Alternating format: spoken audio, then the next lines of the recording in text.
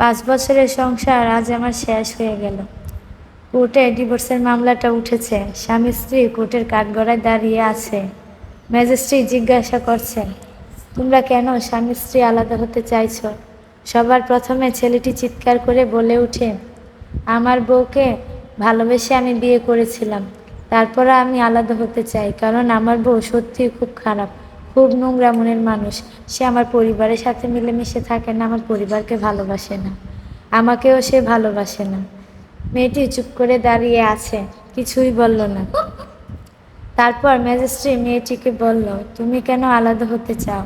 তখন মেয়েটি বলল, আমার স্বামী সত্যিই খুব ভালো ছেলে, সে পরিবারের সকলের দুঃখ কষ্ট বুঝতে পারে, এই জন্যই আমি তাকে ডিভোর্স দিতে চাই। তখন ম্যাজিস্ট্রেট বলল, এ আবার কেমন কথা, ভালো ছেলেকে কেউ ডিভোর্স দেয়? তখন মেয়েটি বলল, আমার স্বামী একজন ভালো ছেলে, ওর মায়ের কাছে একজন যোগ্য আদর্শ সন্তান, সত্যবাদী সন্তান, কিন্তু একজন ভালো স্বামী নয়। ওর মতো একজন ভালো সন্তান পেলে পরিবারের সকল মানুষ ভালো থাকতে পারবে, সুখে শান্তিতে থাকতে পারবে, সবাই তার উপর ডিপেন্ড করে। কিন্তু ওর মতো একজন স্বামী পেলে মেয়েটার দুঃখ কষ্ট বেড়েই যাবে, কারণ সে পরিবারের সকল কষ্ট বুঝতে পারলেও বউয়ের দুঃখ কষ্ট বুঝতে পারে না। সে পরিবারের সবাইকে সময় দিতে পারলেও তার পরিবারের বউটাকে সেই সময় দিতে পারে না। তো এটাই সত্যি, আর এই জন্যই আমি তাকে ডিভোর্স দিতে চাই।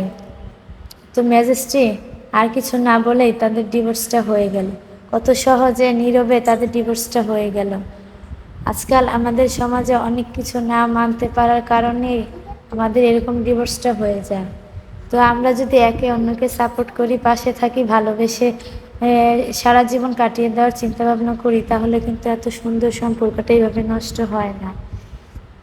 কিছু ছেলেরা আছেন যারা ভাবে যে বউকে সময় দিলে, বউর পাশে থাকলে, বউকে সাপোর্ট করলে মানুষ বউ পাগল বলবে, কিন্তু এটা সম্পূর্ণই ভুল। যে ছেলে তার বউকে ভালোবেসে সম্মান দিবে, স্ত্রীকে সম্মান দিবে, সে পারিবারিক ভাবেও সে শান্তিতে থাকবে এবং জীবনে উন্নতিও করতে পারবে। কিছু কিছু ছেলেরা তো আছে যারা বলে বউ গেলে বউ পাবে, কিন্তু মা হারালে সে মা পাবে না। আজ যে তোমার বউ, সেও কিন্তু কাল তোমার সন্তানের মা। আর যে তোমার মা, সেও কিন্তু এক সময় তোমার বাপের স্ত্রী ছিল। তো মায়ের স্থান সবসময় থাকবে মাথায়, আর স্ত্রীর স্থান হলো হৃদয়ে। কোনোটাকেই ছাড়া কোনোটা থাকা যায় না। তো এগুলা যদি আমরা চিন্তা করে সংসারটাকে টিকিয়ে নেওয়ার চিন্তা ভাবনা করি, তাহলে কোনো বিপদ আপদে আমাদের সংসারটাকে শেষ করতে পারবেন। তো প্রতিটা